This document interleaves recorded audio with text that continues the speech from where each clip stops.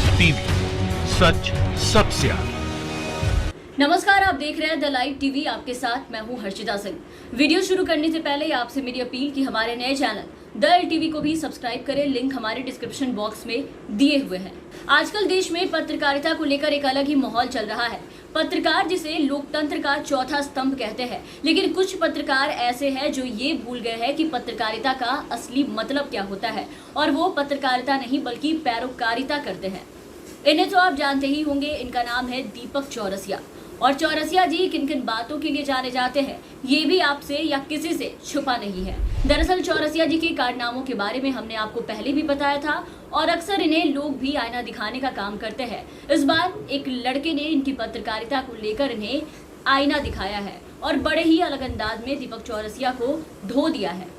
Facebook का ये chat जरा पढ़िए। इसमें दीपक जी से पूछा कि सर, आप इन सेक्युलरों के खिलाफ इतनी जोर से आवाज़ उठाते हो, उसके लिए हम आपके फ़ैन हैं। जिस पर दीपक चौरसिया ने रिप्लाई किया कि धन्यवाद जनार्दन भाई, क्या जानकारी चाहिए बोलिए।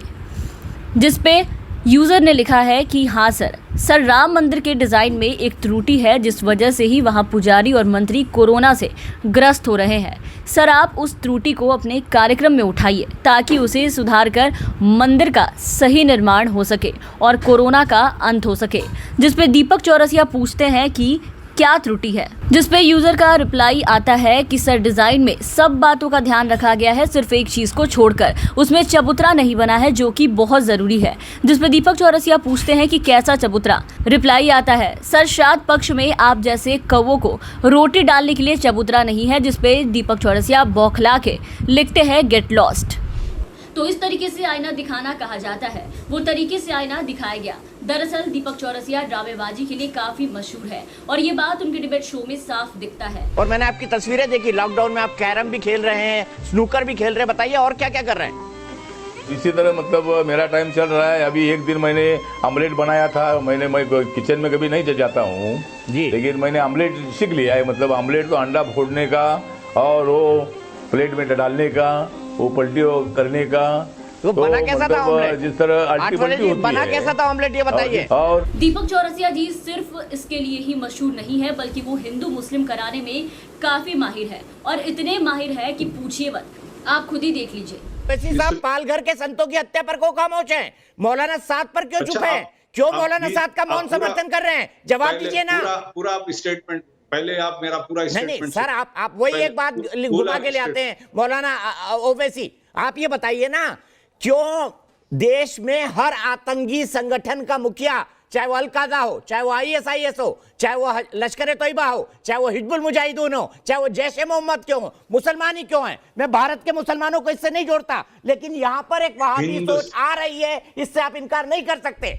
तो ये तो हुई दीपक चौरसिया की बात, लेकिन इनके अलावा और भी बड़े दिग्गज पत्रकार हैं। तो जरा बात करते हैं सुदर्शन न्यूज के पत्रकारों की।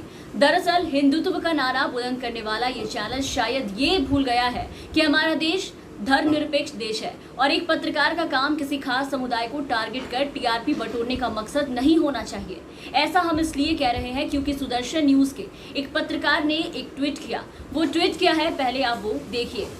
दरअसल इन्होंने ट्वीट करते हुए लिखा कि मुसलमानों और दलितों पर एक रिपोर्ट करो, जिनके कारण देश की आबादी पर बोझ सबसे ज्यादा है। रहने खाने को नहीं, लेकिन बच्चे 7 से 10 तक पैदा हो रहे हैं, और आज देश की हर समस्या की जड़ है आबादी। इसलिए टहनिया का ज्ञान ना देकर जड़ पर चोट करो, कुछ खबर बनाओ इस पर, तो सबको समझ आए। यादव जी। इस ट्वीट के बाद भारत समाचार की पत्रकार प्रज्ञा मिश्रा सामने आई, और पत्रकारिता का असली पाठ जो है इन्हें पढ़ा दिया। प्रज्ञा ने लिखा कि जैसे कोई मूर्ख हाथ में गद्दा उठा लेने से हनुमान नहीं बन जाता, वैसे ही ID लेकर हर नौसिखिया पत्रकार नहीं कहलाता। मैं रिपोर्ट करने से पहले ये नहीं पूछती हूँ कि तुम मुसलमान, दलित, स्वर्ण या कोई और हो। मैं ग्राउंड रिपोर्टिंग करती हूँ। मेरे लिए देश में सब एक है। पढ़ाई करो, नहीं तो अज्ञानता जो है वो खा जाएगी।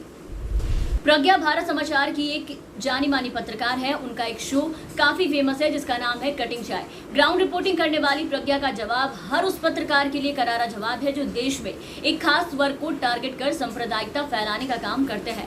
और अगर बात करें सुदर्शन न्यूज की, तो जिस चैनल का मालिक ही हिंदुत्व के नाम लोगों को भ्रमित करने का काम करता हो, उस चैनल के पत्रकारों से आप और क्या उम्मीद कर सकते हैं। जिस पत्रकार के हाथ में कलम होनी चाहिए उस पत्रकार के हाथ में आपको तलवार नजर आएंगे। और ये साहब अपने आप को देश का जिम्मेदार पत्रकार कहते हैं, लेकिन पत्रकारिता का असली मतलब इन्हें समझ नहीं आता। तो फिलहाल इस वीडियो में इतना ही। आप बने रहे हमारे साथ। अगर आपने अब तक हमें सब्सक्राइब नहीं किया है तो जरूर सब्सक्राइब कर दे, साथ ही बेल आइकन दबाना ना भूले। धन्यवाद। लाइव टीवी, सच सबसे आगे।